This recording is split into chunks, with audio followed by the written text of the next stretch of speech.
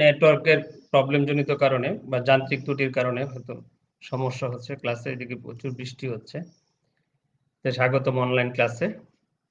Electronics diploma in engineering electronics technology চতুর্থ বর্গের ছাত্রছাত্রীদের জন্য। বিষয়ের নাম networks, filters and transmission lines. বিষয় কোড 66841। পাঠ পরিকল্পনা উপস্থাপনায় আমি Mohammad Kamruzzaman, instructor tech electronics, Mymensingh polytechnic institute, Mymensingh. আজকে আমরা আলোচনা করব অধ্যায় 7, বিশেষ ধরনের ফিল্টারের বৈশিষ্ট্য। এখানে 7.1 আছে কাট অফ ফ্রিকোয়েন্সি এবং কনস্ট্যান্ট কে সেকশন, ফিল্টার নেটওয়ার্কের ব্যবহার। 7.2 টি এবং পাই লো পাস এবং হাই পাস ফিল্টার রিঅ্যাক্ট্যান্স ফ্রিকোয়েন্সির বৈশিষ্ট্য উল্লেখকরণ। 7.3 এটুনিয়েশন বনাম ফ্রিকোয়েন্সি, ফেজ শিফট বনাম ফ্রিকোয়েন্সি এবং ক্যারেক্টারিস্টিক ইম্পিডেন্স বনাম ফ্রিকোয়েন্সি কাট। টি এবং পাই 7.4 টি এবং পাই সেকশনের লো এবং হাই পাস ফিল্টারের বৈশিষ্ট্য উল্লেখকরণ। 7.5 এম ডিরাইভ ফিল্টার্স। 7.6 ক্রিস্টাল ফিল্টারের ক্রিয়া পদ্ধতি ব্যাখ্যা। 7.7 ইম্পিডেন্স ম্যাচিং ফিল্টারের বর্ণনা। 7.8 অ্যাক্টিভ ফিল্টার ও প্যাসিভ ফিল্টারের মধ্যে পার্থক্য। বিশেষ ধরনের ফিল্টারের বৈশিষ্ট্য। প্রথমে 7.1 কাট অফ ফ্রিকোয়েন্সি এবং কনস্ট্যান্ট কে সেকশন ফিল্টার নেটওয়ার্কের ব্যবহার। এখানে বলা হচ্ছে কনস্ট্যান্ট কে ফিল্টার এবং কাট অফ ফ্রিকোয়েন্সি বর্ণনার জন্য লো পাস ফিল্টার উদাহরণ হিসাবে বিবেচনা করা যাক। আমরা যদি লো পাস ফিল্টারের ক্ষেত্রে ধরি, নিচের ক এবং খ চিত্রে লো পাস টি এবং পাই ফিল্টার দেখানো হয়েছে। লো পাস ফিল্টারের সিরিজ ইম্পিডেন্স হিসাবে ইন্ডাক্টর এবং প্যারালাল ইম্পিডেন্স হিসাবে ক্যাপাসিটর ব্যবহার করা হয়েছে। এখানে এটা হচ্ছে টি সেকশন লো পাস ফিল্টার। এখানে দুইটা ইন্ডাক্টর দেওয়া আছে সিরিজে এবং প্যারালাল একটা ক্যাপাসিটর, এবং পাই সেকশনে একটা ইন্ডাক্টর সিরিজে এবং দুইটা ক্যাপাসিটর প্যারালাল দেখানো হয়েছে। টি সেকশন ফিল্টার ইনপুট এবং আউটপুট বাহুতে সিরিজ Z1/2 ইম্পিডেন্স যুক্ত থাকে এবং এর মধ্য বাহুতে প্যারালালে Z2 ইম্পিডেন্স যুক্ত থাকে। আবার পাই সেকশন ফিল্টারে সিরিজ Z1 ইম্পিডেন্স এবং প্যারালালে Z1 এর উভয় পাশে 2Z2 ইম্পিডেন্স যুক্ত থাকে। টি সেকশনের উভয় প্রান্তে সিরিজ ইম্পিডেন্স Z1/2 সমান JωL/2। অর্থাৎ আমরা যখন এসি সার্কিটের ক্ষেত্রে আমি যদি ধরি তাহলে JωL/2, এখানে Z1 সমান যে সিরিজের ক্ষেত্রে যেহেতু দুইটা ইম্পিডেন্স সিরিজে আছে Z1/2 প্লাস Z1/2 একই মানের, এই দুইটাই যোগ করলে আমরা পাবো এখানে যে মান বসাই JωL বা JωL যোগ করি, তারপর আমরা JωL পেয়ে যাব। তো প্যারালাল ইম্পিডেন্স Z2 সমান 1/jωC। পাই সেকশনের সিরিজ ইম্পিডেন্স Z1 সমান JωL। তো উভয় প্রান্তে parallel impedance 2Z2 equal 1/jωC/2। তো মোট প্যারালাল ইম্পিডেন্স হবে 2Z2 সমান 1/jωC/2 প্যারালাল 1/jωC2। এই দুইটা যোগ করার পর মানে প্যারালাল করার পরে এটা আমরা সলিউশন হবে 1/jωC। তাহলে উভয় ক্ষেত্রে মোট সিরিজ ইম্পিডেন্স Z1, মোট প্যারালাল ইম্পিডেন্স Z2।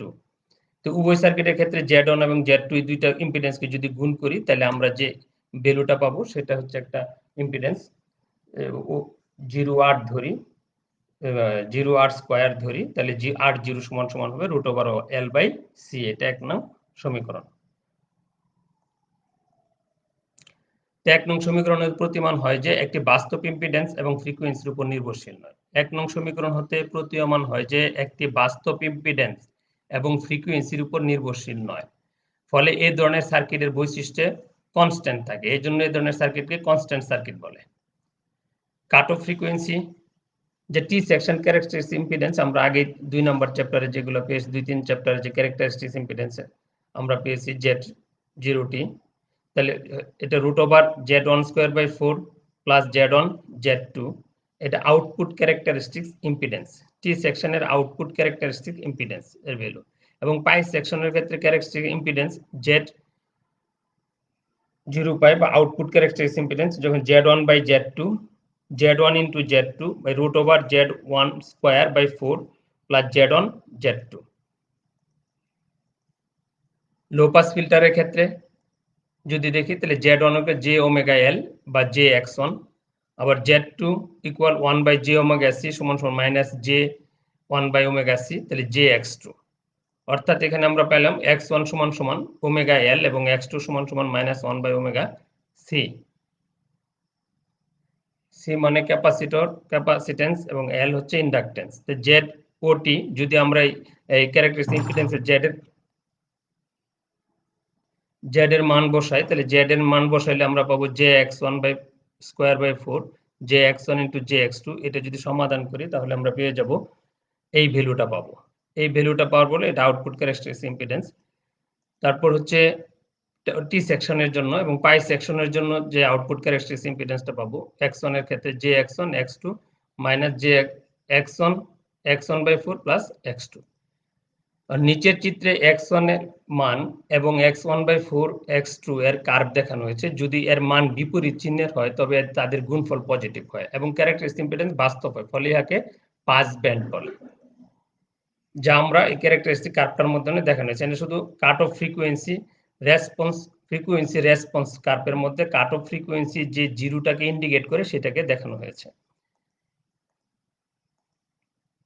একইভাবে এই x1 এবং x1/4 প্লাস x2 এর মান যদি একই চিহ্নের হয় তবে তাদের গুণফল নেগেটিভ হয় এবং ক্যারেক্টারিস্টিক ইম্পিডেন্স কাল্পনিক হয়, ফলে ইহাকে এটুনিয়েশন ব্যান্ড বলে।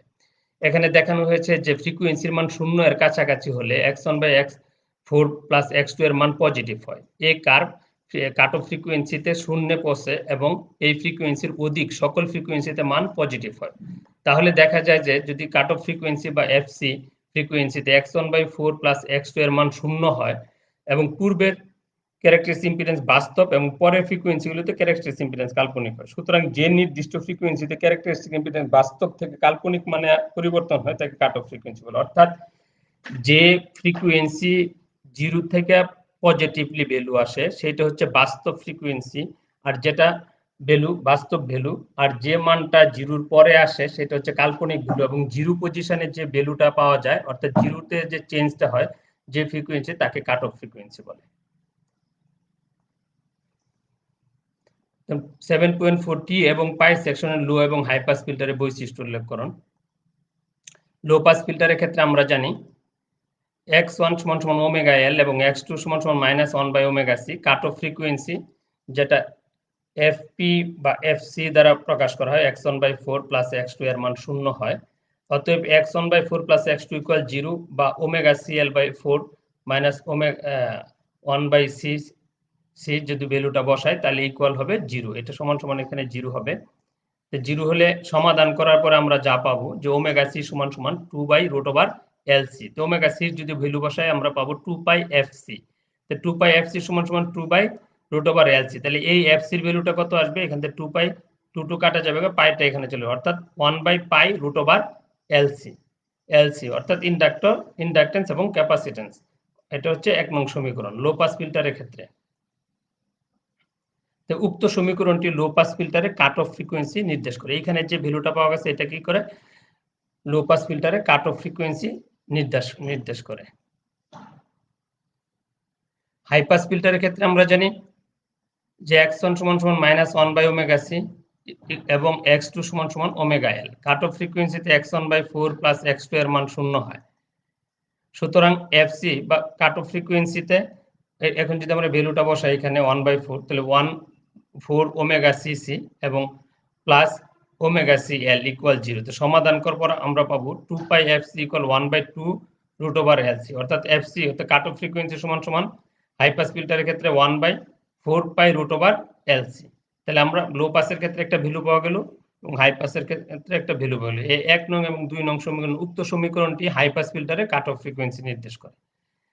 লো পাসের ক্ষেত্রে যে ভ্যালুটা সেটা নির্ভর করে low pass cut off frequency, আর এখানে এটা নির্ভর করে high pass filter cut off frequency. Crystal ফিল্টারের ক্রিয়া পদ্ধতি ব্যাখ্যা।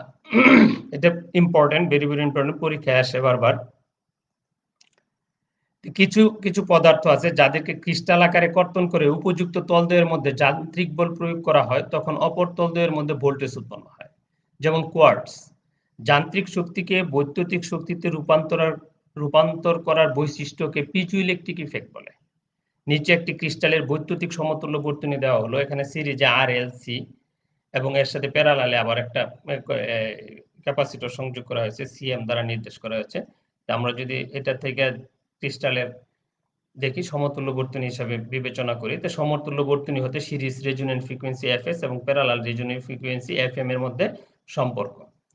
তো উক্ত চিত্রে রেজিস্ট্যান্স R, ইন্ডাকট্যান্স L এবং ক্যাপাসিট্যান্স C সিরিজ এবং তাদের সাথে ক্যাপাসিটর CM প্যারালালে সংযুক্ত আছে। এখানে দুটি শাখা বিদ্যমান, একটা সিরিজ এবং একটা প্যারালাল। সিরিজ শাখার ইম্পিডেন্স, এখানে ইম্পিডেন্সটা দেওয়া আছে ইন্ডাক্টর এবং ক্যাপাসিটরের। সিরিজে যে ইন্ডাক্টর এবং ক্যাপাসিটরটা দেওয়া আছে সেটা রেজিস্টরটা বাদ দেওয়া হয়েছে। তাহলে J omega L plus 1/j omega C, এটার ভ্যালুটা যদি আমরা এভাবে যেটা কমন নিই তাহলে ওমেগা এল বাই মাইনাস 1/ওমেগা সি আসবে। তো সেই প্যারালাল শাখার ইম্পিডেন্স হবে 1/j ওমেগা সি এম। তো ক্রিস্টালের মোট ইম্পিডেন্স হবে জেড ইকুয়াল এই সিরিজ ইম্পিডেন্স এবং প্যারালাল ইম্পিডেন্স, যে ক্যাপাসিটরের যে ইম্পিডেন্সটা বললাম এই দুইটা প্যারালালকে যদি আমরা সমাধান করি তাহলে আমরা এইটা পাবো, এই ইকুয়েশনটা পাবো, অর্থাৎ এইটা হচ্ছে সমীকরণ নাম্বার 1 ক্রিস্টালের ইম্পিডেন্সের ক্ষেত্রে যে আমরা জেড এর মানটা পাবো।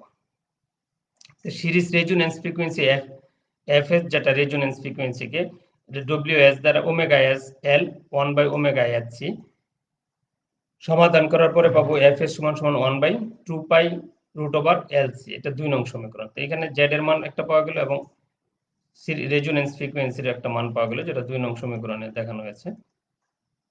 প্যারালাল রেজোনেন্স ফ্রিকোয়েন্সি এফএম কে এফএম, তখন এইটা থেকে যদি এইটা ইকুয়াল 0, এই সমীকরণটা ইকুয়াল 0 প্যারালালের ক্ষেত্রে, তো যদি এটা হয় তাহলে সমাধান করার পরে এফএম এর মান পাবো FS into bracket 1 plus C by CM root over half, এটা 3 নং সমীকরণ।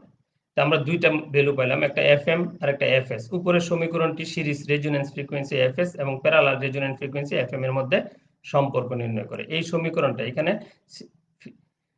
প্যারালাল রেজোনেন্স ফ্রিকোয়েন্সি এফএম এবং সিরিজ রেজোনেন্স ফ্রিকোয়েন্সি এফএস দেওয়া আছে, এই জন্য এই সম্পর্কটা এই দুইটার মধ্যে বিদ্যমান।